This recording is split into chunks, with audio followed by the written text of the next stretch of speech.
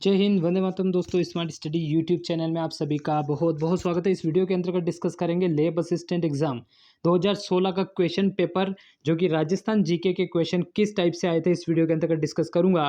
Question के ऊपर focus रहेगा और आप ये देखिएगा आपका जो पेपर होने वाला है उसके अंतर्गत आप ये देखिएगा। इसके बाद मैं 2018 वाला पेपर भी लेकर आऊँगा, तो इसमें टॉप 50 क्वेश्चन पूछे गए थे। अच्छे लेवल के क्वेश्चन थे और काफ़ी अच्छे तरीके से आप उनको अटेम्प्ट कीजिएगा। कितने करेक्ट होते हैं, राजस्थान जीके में आपका लेवल क्या है, लैब असिस्टेंट का पूरा पेपर है, उसको मैं इस वीडियो के अंतर्गत डिस्कस करने जा रहा हूं। तो आपका यहाँ पे जो क्वेश्चन है वो 101 नंबर से 150 तक क्वेश्चन यहाँ पे पूछे गए थे, उसके बारे में डिस्कस करते हैं। सबसे पहला क्वेश्चन पूछा गया था, पुस्तक वीर विनोद किसके द्वारा लिखी गई है।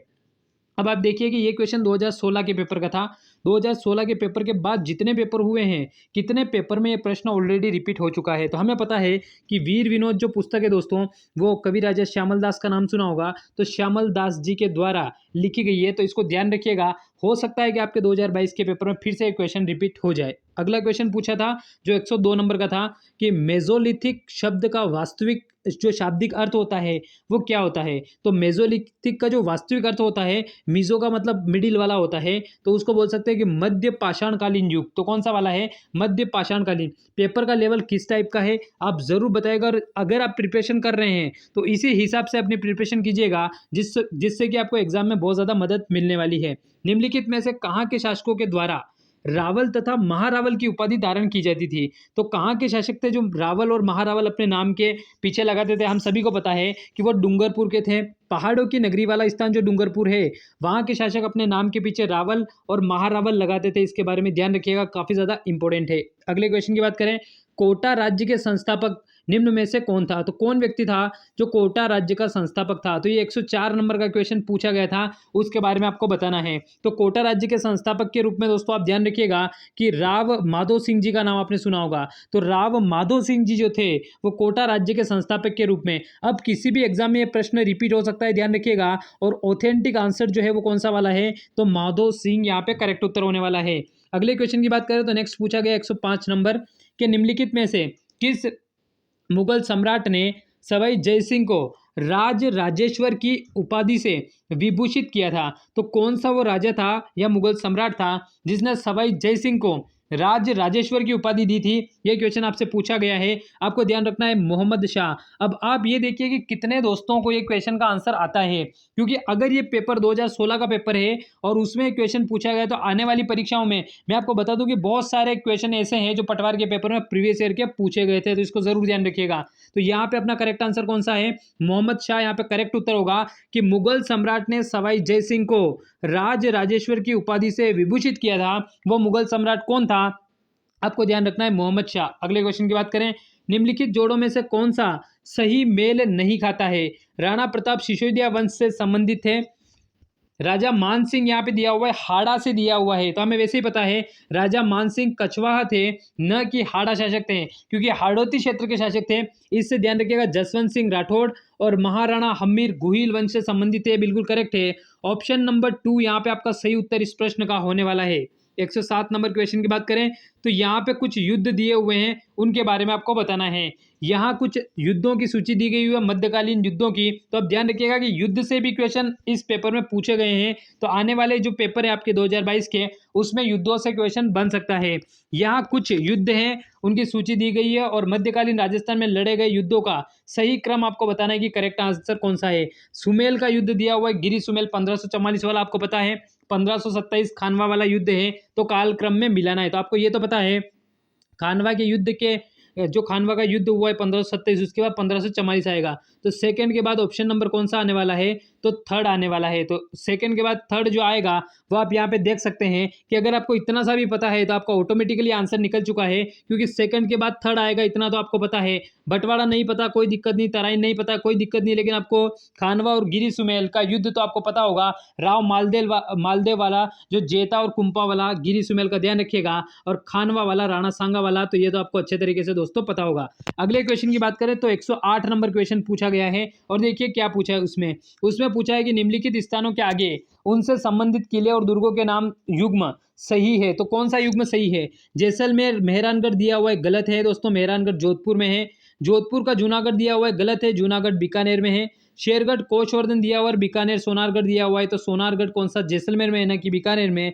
तीसरा आपको ऑटोमेटिकली यहाँ पे करेक्ट दिख रहा है, ऑप्शन नंबर 3 आपका यहाँ पे इस प्रश्न का सही उत्तर होने वाला है। अगले क्वेश्चन की बात करें तो 109 नंबर क्वेश्चन पूछा गया है कि संत पाबूजी के शिष्य मुख्यतः कौन थे, तो रायका और रेबारी जाति का नाम आपको पता होगा, तो वो इनके मुख्य शिष्यों में आती है। तो रायका और रेबारी जाति आती दोस्तों, और पाबूजी को मारवाड़ क्षेत्र में ऊंट लाने का श्रेय जाता है, तो ऊंट पालक जाति भी अपनी कौन सी है, तो रायका और रेबारी है। अगला क्वेश्चन है राणा कुंभा को निम्नांकित वाद्य यंत्रों में से किसमें दक्षता हासिल थी, तो ये काफी इंपॉर्टेंट क्वेश्चन है, ध्यान रखिएगा। तो वीणा का नाम तो आपने सुना होगा, अब ये क्वेश्चन भी बहुत सारे एग्जाम में रिपीट हो रखा है, तो ध्यान रखिएगा कि आपके लेब असिस्टेंट के पेपर में ये क्वेश्चन एज इट इज फिर से रिपीट हो सकते हैं, इसको आप थोड़ा सा ध्यान रखिएगा। कोटा चित्रकला शैली की विषय वस्तु क्या है, मैं अपने वीडियोस में भी ऑलरेडी बहुत बार डिस्कस कर चुका हूं कि कोट पहन के शिकार करोगे तो शिकार के दृश्य जो दिखाए गए हैं वो किस शैली में दिखाए गए, तो कोटा शैली में। ऑप्शन नंबर 2 आपका यहाँ पे सही उत्तर होगा, तो इसको जरूर ध्यान रखिएगा। अगला जो क्वेश्चन आपका नेक्स्ट है 112 number question,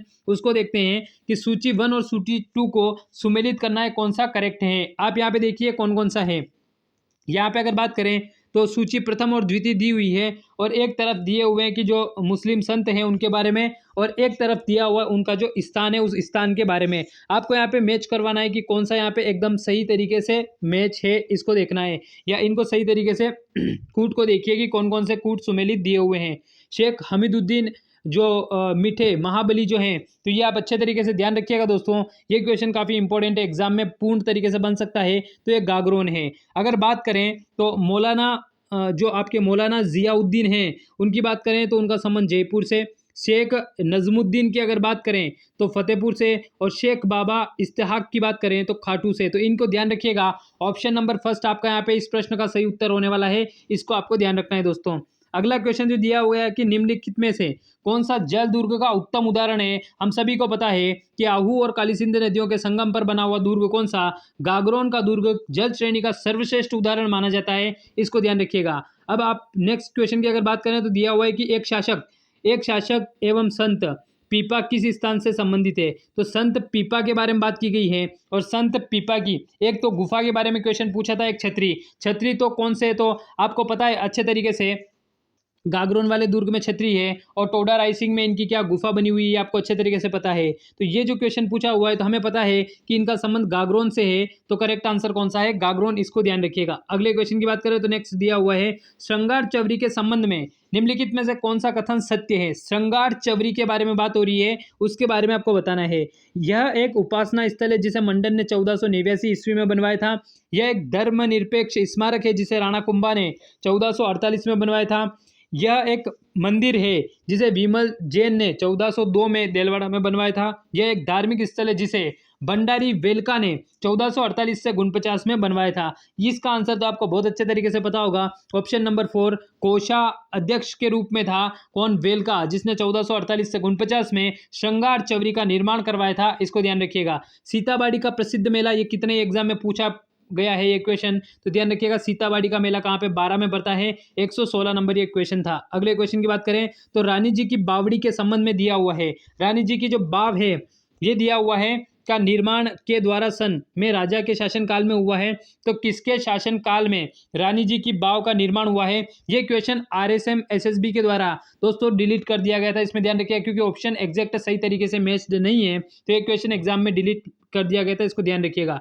chamber of princess का प्रथम चांसलर कौन थे, गंगा सिंह जी थे, ये आपको अच्छे तरीके से पता होगा। तो चैम्बर ऑफ प्रिंसेस के प्रथम चांसलर कौन थे, गंगा सिंह जी थे।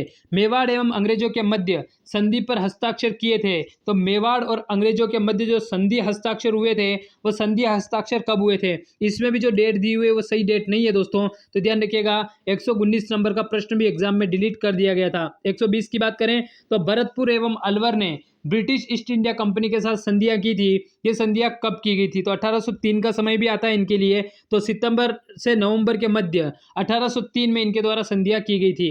राजपूताना एजेंसी या रेजिडेंसी की स्थापना कब की गई थी, बहुत अच्छे तरीके से पता है कि इसकी जो स्थापना 1832 में की गई थी दोस्तों, ध्यान रखिएगा। और कहाँ पर की गई थी, तो अजमेर, यहाँ पे आपका आएगा, तो 1832 में अजमेर में इसकी स्थापना की गई थी। अगले क्वेश्चन की बात करें तो 122 पूछा था एग्जाम में कि मेवाड़ राज्य प्रजामंडल की स्थापना कब की गई है, ये क्वेश्चन पूछा है। तो मेवाड़ राज्य प्रजामंडल की जो स्थापना हुई है दोस्तों, वो ध्यान रखिएगा, वो स्थापना 24 अप्रैल को हुई है। कब हुई है? मेवाड़ राज्य प्रजामंडल की स्थापना 24 अप्रैल 1938 को हुई है। और इसकी स्थापना का जो मूल रूप से जो श्रेय जाता है वो बलवंत सिंह जी मेहता को जाता है। तो ध्यान रखिएगा, काफी इंपॉर्टेंट है, ये एग्जाम में पूछा हुआ प्रश्न है। और आपको दिख रहा है यहाँ पे कि लेबर असिस्टेंट के पेपर में प्रश्न पूछा जा चुका है। निम्नलिखित में से कौन सी घटना महात्मा गांधी ने डायर के कृत्य से दुगनी विभत्स कांड के रूप में इसको बताया है? आपको बहुत अच्छे तरीके से पता होना चाहिए। ये नींबू चना की घटना थी दोस्तों, 1925 मई 1925 की बात है। क्वेश्चन बहुत इंपॉर्टेंट है, एग्जाम में डायरेक्ट पूछे जाएंगे। फिर ध्यान रखिएगा, प्रसिद्ध एकी आंदोलन का नेतृत्व किसके द्वारा किया गया था? तो गोविंद गिरी के द्वारा। किसके द्वारा? गोविंद गिरी के द्वारा एकी आंदोलन का नेतृत्व दोस्तों किया गया था। नव राजस्थान का मुद्रा हल करने हेतु एक कमेटी का गठन किया गया था, जिसके अध्यक्ष किसको बनाया गया था? सचिव तो बनाया गया था किसको? तो वीपी मेनन को। और वल्लभ भाई पटेल जो हैं उनको बनाया गया था क्या? तो ध्यान रखिएगा, इसके अध्यक्ष के रूप में। ये कमेटी मैंने कल भी डिस्कस की थी, जिन्होंने कल वाला वीडियो देखा उनको अच्छे तरीके से पता होगा दोस्तों। तो रियासती विभाग की स्थापना की गई थी। 126 नंबर क्वेश्चन है कि क्षेत्रफल में राजस्थान का जैसलमेर जिला धौलपुर जिले से कितने गुना बड़ा है? ये क्वेश्चन पूछा गया, काफी इंपॉर्टेंट है। तो 12 पॉइंट कितना है? तो ध्यान रखिएगा, जैसलमेर का भी काफी इंपॉर्टेंट है, ध्यान रखिएगा। और ये क्वेश्चन जो पूछा गया है वो 12.66 गुना, ध्यान रखिएगा, एज इट इज एग्जाम में पूछा गया है। अब देखिए 127 नंबर क्वेश्चन कितने एग्जाम में रिपीट हुआ है, इसके बारे में आप जरूर ध्यान रखिएगा। तो चोटियों का अवरोही क्रम, अवरोही का मतलब क्या है? बड़े से लेकर छोटे की तरफ आपको जाना है और मैच करवाना है। तो अचलगढ़ आपको पता है कितनी है? तो 1380 अचलगढ़ की ऊंचाई है। कुंभा जी की अगर बात करें तो कुंभा जी के बारे में ध्यान रखिएगा कि 12-24 वाली जो डेट आता है ये आपको अच्छे तरीके से पता होगा। अचलगढ़ 1380 आती है। तो वैसे आपको डायरेक्टली रूप से यहाँ पे ऑप्शन दिख रहा है, तो लेकिन यहाँ पे दिया हुआ है कौन सा? तो रघुनाथगढ़ की बात करें तो 1055 है। कितनी है दोस्तों? 1055 है। जरगा, उसके बाद अचलगढ़, उसके बाद कुंभलगढ़, उसके बाद रघुनाथगढ़। तो मैच तो इसी टाइप से हो रहा है। अगर इसकी भी बात करें तो 1224 है।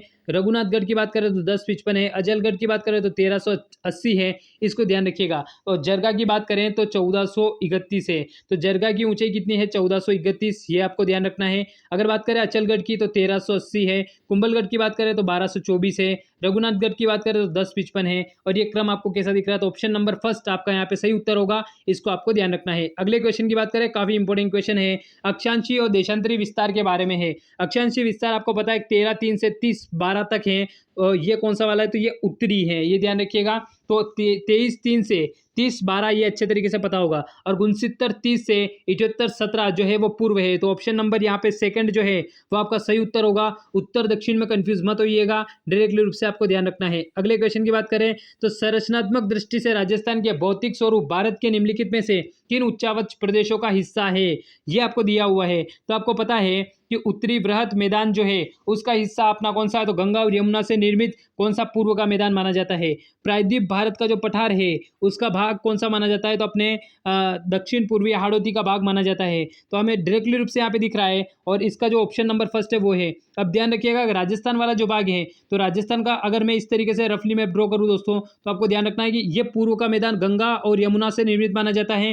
तो ये किसका? तो उत्तरी मैदान का भाग है। और अगर बात करें हाड़ौती का पठार, तो ये भाग माना जाता है किसका? तो प्रायद्वीप भारत के पठार का। तो ध्यान रखिएगा, ऑप्शन नंबर फर्स्ट आपका यहाँ पे सही उत्तर होगा 129 का। अगले क्वेश्चन की बात करें तो निम्नलिखित में से कौन सा पठार अरावली से संबद्ध नहीं आता है? हमें पता है लसोडिया का पठार बिल्कुल करेक्ट है। उड़िया का पठार ऊंचाई सबसे ऊंचा पठार है। बोरट का पठार भी आता है, लेकिन बघेलखंड जो है वो यूपी वाले क्षेत्र में आता है। तो 3 नंबर ऑप्शन जो है वो अरावली से संबद्ध नहीं माना जाता है। वह नदी जो राजस्थान में दक्षिण से प्रवेश करके उत्तर पश्चिम की ओर बहती है, तो वो कौन सी पश्चिम की ओर बहती है? वो नदी कौन सी वाली है? दक्षिण से प्रवेश करने वाली माही है। चंबल भी जाती है, लेकिन चंबल फिर पूर्व में चली जाती है। यहाँ पे बात हो रही है क्योंकि चंबल इस टाइप से जाती है, माही जो वो इस टाइप से जाती है, फिर नीचे मुड़ जाती है। तो वह नदी जो राजस्थान में दक्षिण से प्रवेश कर रही है माही, और फिर जा रही किस तरफ? तो वो पूर्व पश्चिम की तरफ जा रही है। अपना यहाँ पे करेक्ट उत्तर कौन सा होने वाला है? माही नदी इस प्रश्न का सही उत्तर होने वाला है, इसको ध्यान रखिएगा। ये भी काफी अच्छा क्वेश्चन था। अगला क्वेश्चन है, निम्नलिखित में से कौन सा युग्म सही सुमेलित है? चंबल परियोजना राजस्थान और मध्य प्रदेश की संयुक्त परियोजना के अंतर्गत आती है। इसके साथ उत्तर प्रदेश की भी आती हैं। तो बात की जा रही है कि निम्नलिखित में से कौन सा युग्म सही सुमेलित है? चंबल जो है वो राजस्थान उत्तर प्रदेश दिया हुआ है। नर्मदा जो है वो राजस्थान उत्तर प्रदेश, ये तो गलत ही हो गया। माही बजाज की बात करें तो राजस्थान मध्य प्रदेश गलत है। ब्यास की बात करें तो राजस्थान हरियाणा दिया हुआ है, तो आपका यहाँ पे सही उत्तर जो होगा वो कौन सा होगा, ब्यास नदी जो है वो राजस्थान हरियाणा यहाँ पे करेक्ट। चंबल जो है वो राजस्थान, उत्तर प्रदेश और मध्य प्रदेश की है, मूल रूप से राजस्थान और मध्य प्रदेश की संयुक्त मानी जाती है, इसके बारे में ध्यान रखिएगा। तो ब्यास जो है वो राजस्थान और हरियाणा की मानी जाती है, इसको ध्यान रखिएगा। 133 नंबर क्वेश्चन है कि बिजरावल की पहाड़ियों से खारी नदी निकलती है, वो किस अफवाह का भाग है। तो आपको ध्यान रखना है बिजरावल की पहाड़ियों से जब ये नदी खारी नदी निकलती है तो आपको पता है कि टोंक वाले स्थान पर एक संगम बनता है, जिसमें एक तो बनास, डाई और खारी नदियां मिलती है। डाई नदी ऊपर से आती है बिना अजमेर से, इसमें एक नदी मिलती है खारी, और ये कौन सी है, बनास। ये जो भाग मानी जाती है किसका भाग मानी जाती है, आपको ध्यान रखना है ये बंगाल की खाड़ी नदी तंत्र का भाग मानी जाती है। ऑप्शन नंबर फर्स्ट यहाँ पे आपका सही उत्तर होने वाला है। अगले क्वेश्चन की बात करें तो नेक्स्ट क्वेश्चन है कि कोपेन द्वारा प्रस्तुत जलवायु में से राजस्थान में कौन सा सुमेलित नहीं है। तो यहाँ पे दिया हुआ है कौन सा राजस्थान में सुमेलित नहीं है। AW जो है वो राजस्थान के दक्षिणी भाग का है, CWG दिया हुआ है, तो ये जो है राजस्थान के उत्तरी भाग का दिया हुआ है, जो कि गलत है क्योंकि अर्धशुष्क में आएगा वो। तो ऑप्शन नंबर 2 आपको डायरेक्टली रूप से दिख रहा है कि CWG जो है वो पूर्वी राजस्थान का आएगा, न कि उत्तरी राजस्थान का। क्योंकि अगर कोपेन के वर्गीकरण की बात करें तो कोपेन ने कुछ इस प्रकार से डिवाइडेशन, तो ये जो दिया हुआ है ये कौन सा है, BWHW दिया हुआ है। इसके बाद ये वाला जो भाग था वो कौन सा है, BSSW, इस टाइप से था तो BSSW वाला था, लेकिन उत्तरी भाग जो है वो CWG नहीं होगा, ये पूर्वी भाग में आएगा, ये ध्यान रखिएगा। ऑप्शन नंबर आपका यहाँ पे कौन सा, ऑप्शन नंबर 2 इस प्रश्न का अपना सही उत्तर होने वाला है, इसको ध्यान रखना है। अगले क्वेश्चन की बात करें तो नेक्स्ट क्वेश्चन पूछा हुआ कि निम्नलिखित में से कौन सा युग्म सही सुमेलित नहीं है। उदयपुर और चित्तौड़ में लाल काली मिट्टी पाई जाती है, उदयपुर अलवर जयपुर में दोमट मिट्टी, श्रीगंगानगर हनुमानगढ़ में भूरी बलुई मिट्टी, कोटा झालावाड़, तो कोटा झालावाड़ में जो है वो तो सही है, यहाँ पे बिल्कुल करेक्ट दिया हुआ है। लेकिन आपको ध्यान रखना है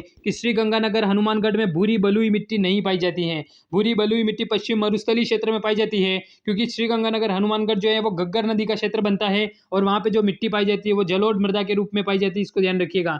पश्चिम राजस्थान में न्यून वर्षा के लिए उत्तरदायी मूल अंशदायी कारण कौन सा माना जाता है। तो पश्चिम राजस्थान में न्यून वर्षा का जो बड़ा कारण है वो एक कारण तो वृष्टि छाया प्रदेश में अवस्थित होना भी एक बहुत बड़ा कारण माना जाता है, लेकिन अति उष्ण स्थलखंड और दक्षिण पूर्वी आर्द्रतावाही हवाओं का आकस्मिक जो प्रवेश हो जाता है उस कारण से माना गया है। तो ऑप्शन नंबर 2 आपका यहाँ पे सही उत्तर होगा, इसको ध्यान रखिएगा। क्योंकि मूल अंशदायी कारण जो माना गया है पश्चिम राजस्थान में जो न्यून वर्षा का, वो अति उष्ण काफी गर्म रहता है, और काफी गर्म रहने के कारण से दक्षिण पूर्व की ओर से आर्द्रतावाही हवाएं आकस्मिक प्रवेश कर जाती है, ये इसका कारण माना गया है। इंदिरा गांधी नहर के पूर्ण होने पर राजस्थान के कितने क्षेत्रफल द्वारा सिंचाई का लाभ प्राप्त हो सकेगा, ये उस समय का डेटा है। तो उस समय के अकॉर्डिंग आंसर जो है इसका कौन सा है, 19.65। आज भी लगभग इतना कितना ये ज़्यादा डिफरेंस नहीं आया है। पश्चिमी राजस्थान की मिट्टी अम्लीय और क्षारीय तत्वों से संसिक्त कैसे हो जाती है। आपको पता है कोशिकाओं द्वारा जल रिसाव के माध्यम से, ये बहुत सटीक इसका आंसर बनता है। तो केशाकर्षण विधि के माध्यम से भूमि के अंदर का जो जल है वो सतह पर आ जाता है, इस कारण से जो है हम ये बोल सकते हैं पश्चिम राजस्थान की मिट्टी अम्लीय और क्षारीय रूप से संसिक्त हो जाती है। क्षेत्रफल के अवरोही क्रम में वन के जो प्रकार है, ये काफ़ी इंपॉर्टेंट क्वेश्चन है, ध्यान रखिएगा। तो अवरोही क्रम में मतलब ज़्यादा से कम की तरफ जाना है आपको, तो आपको ध्यान रखना है कि यहाँ पे किस टाइप से बनेगा। तो उष्ण कटिबंधी पर्णपाती जो है वो आपका पहला, तो उष्ण कटिबंधी पर्णपाती। उसके बाद राजस्थान में मिश्रित पर्णपाती वन पाए जाते हैं थोड़े कम पे, फिर उष्ण कटिबंधी कांटेदार वन पाए जाते हैं, और उपोष्ण कटिबंधी तो सबसे कम उपोष्ण कटिबंधी सदाबहार वन पाए जाते हैं। अच्छे तरीके से इस पॉइंट को याद कर लीजिएगा, क्योंकि एग्जाम में बार बार ये क्वेश्चन रिपीट हो रहा है। अगले क्वेश्चन की बात करें तो राजस्थान में निम्नलिखित में से किन वन्यजीव पारिस्थितिकी स्थलों पर वर्तमान में जैव विविधता एवं जीन पूल संरक्षण का कार्य प्रगति पर है। तो किस क्षेत्र की बात की गई है, आपको ध्यान रखना है नाहरगढ़, सज्जनगढ़, सरिस्का और माउंट आबू क्षेत्र में जैव विविधता और जीन पूल संरक्षण के कार्य की बात हो रही है। नाहरगढ़, सज्जनगढ़, सरिस्का और माउंट आबू, ध्यान रखिएगा, काफी इंपॉर्टेंट है। अगले क्वेश्चन की बात करें, राजस्थान के वे जिले जिनमें खस नाम की जो सुगंधित घास प्रचुरता से उगती है वो कौन कौन से है। अब आप ध्यान रखिएगा, ये क्वेश्चन बहुत बार रिपीट हो चुका है, तो इसका ऑप्शन नंबर 3 है भरतपुर, टोंक, सवाई माधोपुर। ये आने वाले एग्जाम में बहुत बार रिपीट हो चुका है, 2016 में पूछा गया था, उसके बाद बहुत बार रिपीट हुआ है। ये कुबड़ पट्टी वाला मैं ऑलरेडी बता चुका हूँ। राजस्थान में फ्लोरोसिस की समस्या से कुबड़ पट्टी, उसका विस्तार नागौर से अजमेर है। कहाँ से कहाँ तक है, नागौर से अजमेर वाले क्षेत्र में विस्तारित है। इसको आप थोड़ा सा दोस्तों ध्यान रखिएगा। अगले क्वेश्चन की बात करें तो राजस्थान में मरुस्थलीकरण का मूल कारण क्या है? तो वर्षा की न्यूनता एक बहुत बड़ा कारण बनता है। तो वर्षा की न्यूनता जो है वो मरुस्थलीकरण का एक बहुत बड़ा कारण है दोस्तों, इसको ध्यान रखिएगा। अगले क्वेश्चन की बात करें तो दिया हुआ है आपको सुमेलित करने के लिए, एक तरफ दिया हुआ है नस्ल के बारे में, एक तरफ दिया हुआ उनके क्षेत्र के बारे में। तो बात करें कुछ इस टाइप से राजस्थान की, हम बात करें किसके बारे में, तो थार पारकर और गिर, गिर जो पाई जाती है वो मध्यवर्ती राजस्थान में पाई जाती है, ये तो आपको पता होगा। तो फोर्थ मैच हो रहा है, तो फोर्थ एक तो फर्स्ट में हो रहा है और एक हो रहा है किस में, तो सेकंड वाले में मैच हो रहा है, कौन सा वाला, तो आप ध्यान रखिएगा। अगर बात करें किसके बारे में, तो राजस्थान के पश्चिमी राजस्थान की बात करें तो पश्चिम की राजस्थान में थार पारकर मूल रूप से पाई जाती है, तो वो कौन सा क्षेत्र बनेगा, तो इसको ध्यान रखना। अच्छा, दक्षिण पश्चिम राजस्थान की बात करूं तो कांकरे जाएगी, तो सेकंड का सेकंड हमें किस में दिख रहा है, ऑप्शन नंबर 2 में, और इसमें भी दिख रहा है। अगर बात करें पश्चिम राजस्थान तो थार पारकर पाई जाती है, तो पश्चिम राजस्थान की कौन सी है, थार पारकर। तो यहाँ पे ऑलरेडी मैच हो रहा है कि first second third four, first का फर्स्ट, सेकंड का सेकंड और थर्ड का थर्ड। तो इस प्रकार से अपना ऑप्शन नंबर 2 यहाँ पे सही उत्तर होगा। ये क्वेश्चन फिर से पटवार के पेपर में पूछा गया था, ये आपको पता होना चाहिए। अगले क्वेश्चन की बात करें, ये थोड़ा पुराना क्वेश्चन है लेकिन पेपर में पूछा हुआ, क्या पता फिर से रिपीट कर दे। राजस्थान से गुजरने वाले निम्नलिखित राष्ट्रीय राजमार्गों में से राष्ट्रीय राजमार्ग राजस्थान भूभाग में सर्वाधिक लंबा कौन सा वाला है, तो राजस्थान में सर्वाधिक लंबा वाला जो माना जाता है वो कौन सा है, आपको पता होना चाहिए। राष्ट्रीय राजमार्ग जो 15 है वो राजस्थान में सर्वाधिक लंबा, ये उस समय के अकॉर्डिंग आंसर था, इसको आपको ध्यान रखना है। राजस्थान में अमेरिकन कपास का उत्पादन कहाँ पे होता है, अमेरिकन कपास का जो उत्पादन हो रहा है दोस्तों वो ध्यान रखिएगा हनुमानगढ़ वाले क्षेत्र में हो रहा है। मैंने कल वाले वीडियो में बताया था कि हनुमानगढ़ जो है यहाँ पे चावल का उत्पादन भी काफी ज्यादा हो रहा है और कपास का उत्पादन भी ज्यादा हो रहा है, इसको ध्यान रखिएगा। 147 नंबर क्वेश्चन है कि वे खनिज जिनमें राजस्थान का देश में एकाधिपत्य है वो कौन से वाले हैं, तो आपको ध्यान रखना है कि एक तो है कौन सा सेलेनाइट, एक है कौन सा वोलस्टोनाइट, एक है सीसा जस्ता। तो सीसा जस्ता, वोलस्टोनाइट, इनके बारे में हम बात कर सकते हैं। यहाँ पे अपना सही उत्तर जो होगा वो कौन सा होगा, जास्पर, तांबड़ा, पन्ना और वोलस्टोनाइट। अभी के टाइम पे पन्ने को काउंट नहीं करते हैं, बाकी वोलस्टोनाइट को काउंट करते हैं, तांबड़ा को, जास्पर को और सीसा जस्ता। तो आज के हिसाब से बता रहा हूँ, एक तो कौन सा बनता है अपना सीसा जस्ता बनता है, कौन सा, सीसा जस्ता में राजस्थान अपना एकाधिपत्य रख रहा है, ये ध्यान रखिएगा। एक रखता है कौन सा, वोलस्टोनाइट, एक रखता है कौन सा, सेलेनाइट, इनको ध्यान रखिएगा। तो ये 3 रूप से, और अगर कभी आए तो तांबड़ा को भी ध्यान रखिएगा। तो 4 आज के हिसाब से करेक्ट है, ये जो आंसर है 2016 के हिसाब से करेक्ट था। राजस्थान की वह प्रथम सिंचाई परियोजना जिसमें जल संरक्षण हेतु फव्वारा, तो फव्वारा तो एक में ही लगाई गई है, वो कौन सी वाली है, तो वो नर्मदा नहर परियोजना का नाम आपने सुना होगा। तो नर्मदा नहर, ये भी एग्जाम में बहुत बार रिपीट हो चुका है, इसको भी आपको ध्यान रखना है। अगर बात करें तो राजस्थान में प्रति 100 वर्ग किलोमीटर क्षेत्र पर सड़कों की लंबाई कितनी है, ये पुराना डेटा है, तो उसके अकॉर्डिंग आपका जो आंसर है वो कौन सा, 56 किलोमीटर है। अभी लगभग 68 के आसपास। आप कमेंट में लिख के बताइए कि एग्जैक्ट डेटा कितना है, ये कमेंट में लिख के बताइएगा। 150 नंबर क्वेश्चन है कि राजस्थान का खनिज उत्पादन में योगदान के संबंध में निम्नलिखित में से कौन सा असत्य है, तो आपको ध्यान रखना है कि राजस्थान का भारत जो ये बात करें तो 90% जेस्पर का उत्पादन होता है, तो ये ध्यान रखिएगा, ये जो स्टेटमेंट है ये असत्य है। तो इस प्रकार से 150 क्वेश्चन मैंने डिस्कस किए जो आपके 2016 के लैब असिस्टेंट के पेपर में आए थे। उम्मीद करता हूँ वीडियो पसंद आया होगा, अच्छा लगा तो लाइक कीजिएगा। 2018 के पेपर का सोल्यूशन बहुत जल्दी आने वाला है, उनको जरूर देखिएगा, आपके एग्जाम में आपकी बहुत ज़्यादा मदद होने वाली। Thanks for watching. जय हिंद, जय भारत दोस्तों।